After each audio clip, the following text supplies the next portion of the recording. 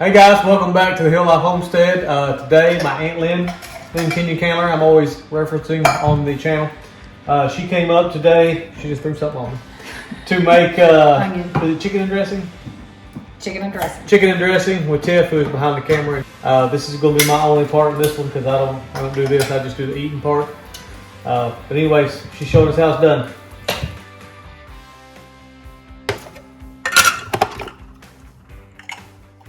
I don't mind bigger hunks of onion, but I don't want them real big. You know what I mean? Mm-hmm. Sometimes I used to saute these and the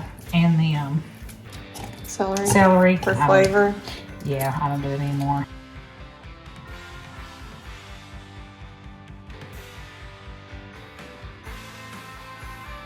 You got a whisk? I almost always try to make sure I have cream of celery.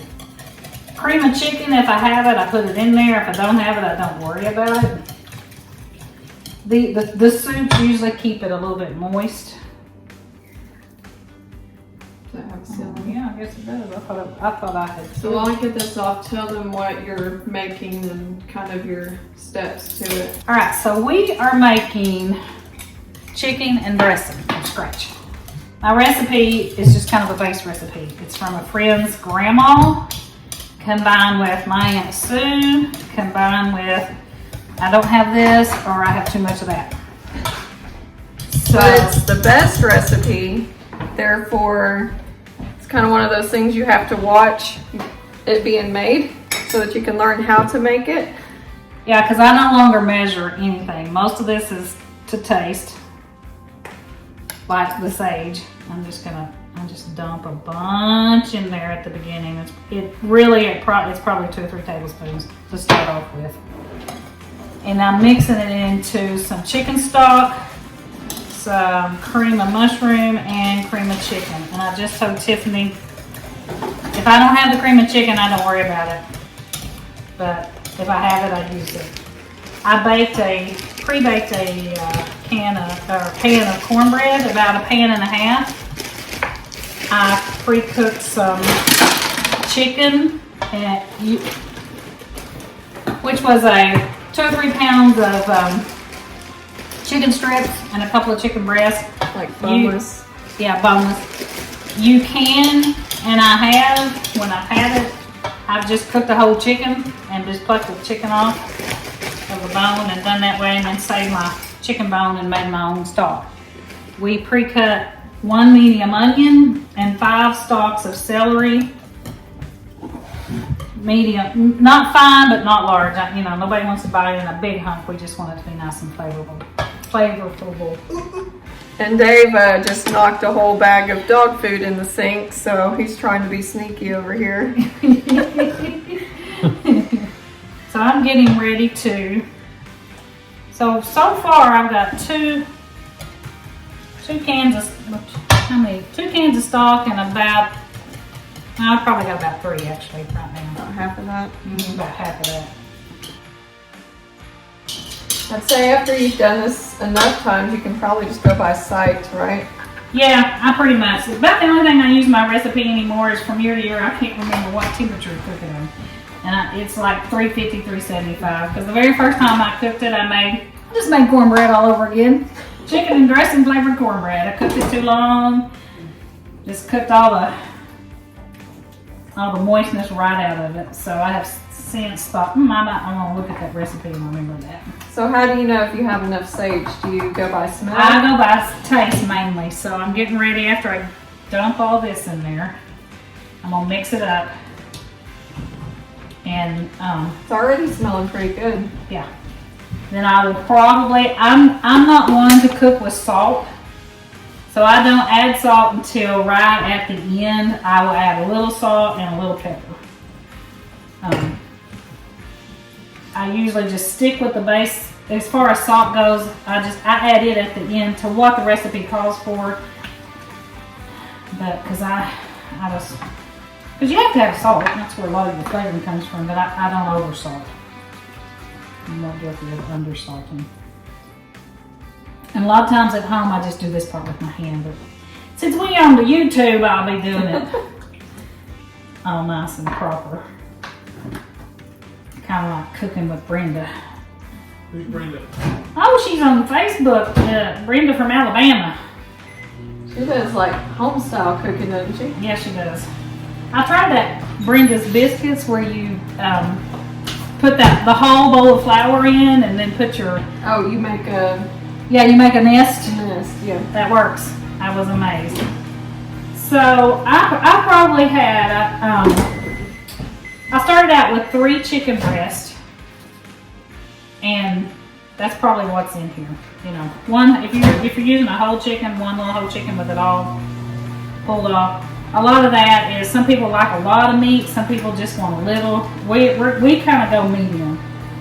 I want to be able to see my hunks of meat,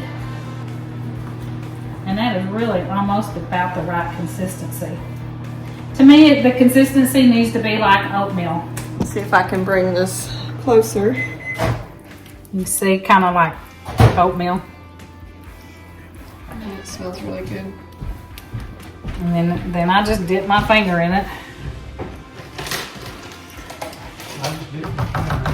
And I will wash that finger before I stick it back in there, but it needs more sage. And it's gonna need a little bit of pepper. And you can see, okay. And I don't want to stick my hands on that. I'll let y'all do that here in a second.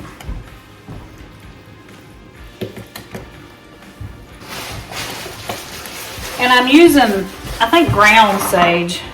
Or no, it's rope sage. I've used ground. I don't really pay much attention to that one way or the other. Just, It all tastes the same, it right? all tastes the same to me.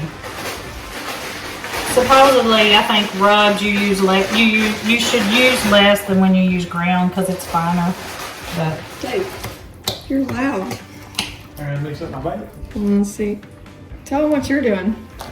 I'm making raccoon catching bait So for my traps. why did you microwave it? Because I put bacon grease in there and it was not mushy enough. They raccoons like bacon grease. Yeah. They love dog food or cat food. We don't have a cat. Marshmallows, bacon grease. Oh gosh, I don't know that I know how to use this thing. Alyssa got me that for Christmas. That's pretty cool. Good job, Alyssa.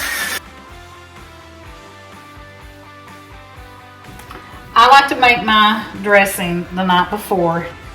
I let it set overnight just to let that sage really come to life in my dressing. And then I cook my dressing the next day. So we'll let this set overnight. I was trying to see if I thought I had enough chicken.